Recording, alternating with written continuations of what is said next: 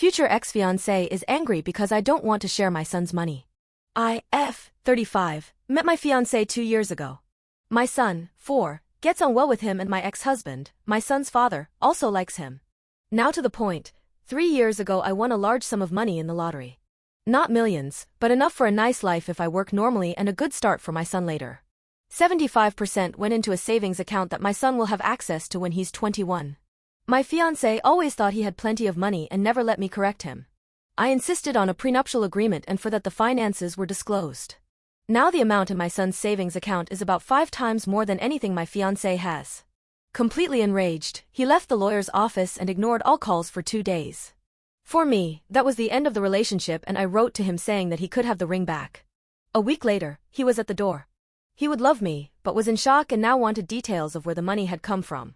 He also told me that he had a 5-year-old daughter from a previous relationship and that it would only be fair to split the money so that his daughter could also benefit from it. He sees it as justified, as I got the money through luck and not through performance. I gave him back the engagement ring and kicked him out of my apartment.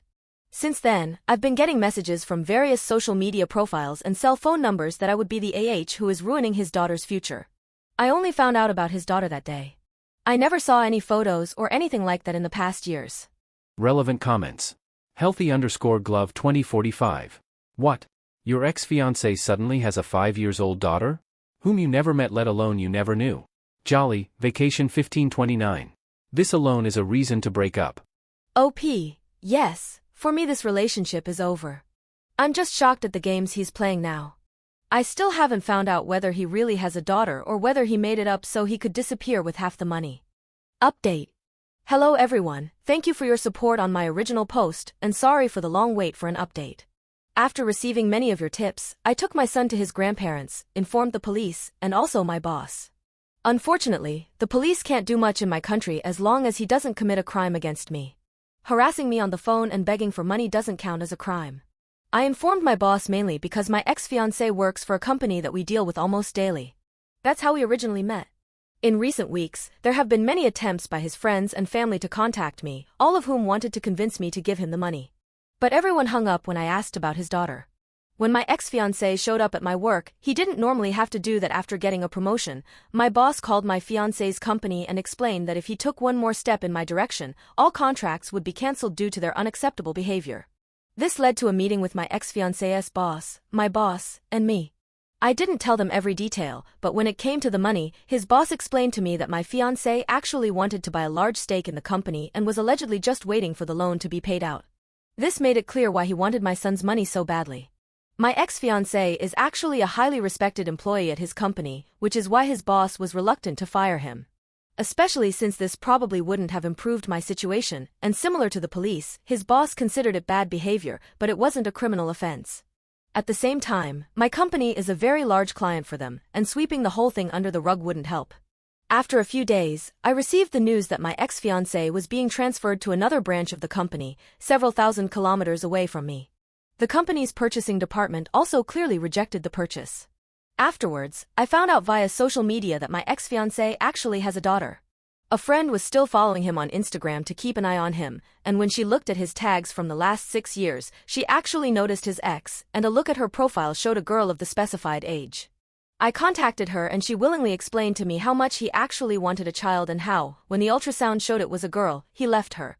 He broke off contact with the mother during the pregnancy and willingly gave up all his rights and obligations as a father. She herself is now in a happy relationship and her husband loves her daughter.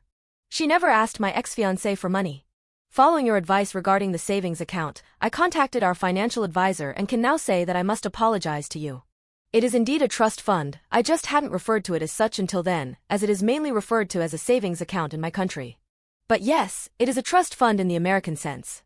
I discussed with my ex-husband, the father of my son, once again how we would make the payout and, thanks to your tips, we have now decided on a staggered payout from ages 21 to 35 so that he has a contribution for several stages of his life. The amount at age 21 has been chosen so that it can be used for college, but at the same time, it won't hurt too much if he squanders it. My question about Ada was mainly because there were actually many people in my circle who called me that because I persuaded my ex-fiancé to sign a prenuptial agreement. But for me, a prenuptial agreement was important for several reasons. To secure my son's money, now I know he wouldn't have been able to get his hands on it. I started a small business in addition to my main job, nothing big at the moment, but it's still mine. I'm saving money so that I can eventually realize my dream of owning a house in Australia, and I didn't want to lose that money to him in a divorce. In retrospect, I can see how many red flags I overlooked on his part, and I will definitely be more careful in the future. Thank you for your support, also via DMs. Relevant comments. Il_topic_5011. Protecting your son's future doesn't make you the villain, it makes you the only one in his corner while everyone else tried to cash in. No, see 1173. Good on you, OP. You're being a great mother. Have you looked at the Australian housing market? It's brutal, and keeps growing. You might want to consider buying ASAP before it gets out of your reach. OP. The plan is to save for another 15 years or so. I can't just now emigrate to Australia because of my son. He loves his father, who is very present in his life, and I don't want to drive a wedge between them. But I don't want to give up my son either, so we'll wait until it's clear where the future will take him. Edit. I live in Central Europe, and unfortunately, things are very country-specific here. He didn't threaten me, blackmailed me, or anything like that. He made a hell of a lot of phone calls, yes, and tried to persuade me, but nothing that could lead to a court order, according to the police or my lawyer. He didn't show up at my door, and when he showed up at my work, it was the first time I had seen him in weeks.